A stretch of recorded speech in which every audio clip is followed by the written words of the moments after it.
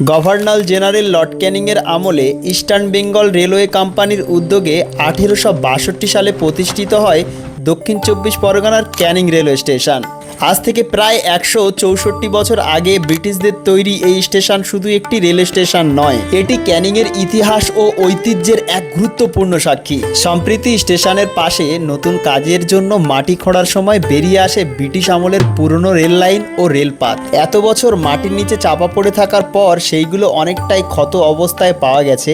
এই দৃশ্য যেন আবারও মনে করিয়ে দিল ইতিহাস কখনো হারিয়ে যায় না, সময়ের সঙ্গে শুধু মাটির নিচে চাপা পড়ে থাকে। ক্যানিং মানেই শুধু সুন্দরবনের প্রবেশদ্বার নয়, ক্যানিং মানেই শত বছরের ইতিহাস, ব্রিটিশ আমলের স্মৃতি এবং অসংখ্য জানা অজানা গল্প।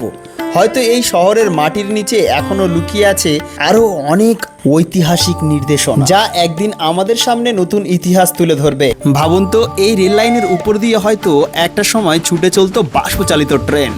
অসংখ্য যাত্রী, ব্যবসায়ী এবং ব্রিটিশ কর্মকর্তারা এই পথ ব্যবহার করেছেন। সেই পদচিহ্ন আজ চোখে দেখা না গেলেও মাটির নিচে লুকিয়ে থাকা এই নির্দেশনাগুলি সেই অতীতের গল্প আজও নীরবে বলে যায়। এতক্ষণ ভিডিও দেখে ফেলেছেন, এখনও লাইকের বাটনটি হোয়াইট হয়ে আছে। অবশ্যই এই ভিডিওতে লাইক করুন, কারণ আপনাদের একটি লাইক আমাদের অন্যান্য ভিডিও তৈরিতে মোটিভেট জগাবে। আমরা আরও সুন্দর সুন্দর ভিডিও আপনাদের সামনে তুলে ধরার চেষ্টা করব। আমি সবসময় চেষ্টা করি ক্যানিংয়ের এমন ছোট বড় ইতিহাস, ঐতিহ্য ও অজানা ঘটনাগুলোকে আপনাদের সামনে তুলে ধরতে। আজকে এই ভিডিওটি আপনি কোন শহর বা কোন জেলা থেকে দেখছেন অবশ্যই কমেন্টে জানাবেন, এবং আপনাদের জেলা বা শহর সম্পর্কিত কোনো ইতিহাসের তথ্য যদি জানা থাকে সেটাও আপনারা কমেন্টে জানাতে পারেন। শেষ পর্যন্ত দেখার জন্য সকলকে অসংখ্য ধন্যবাদ।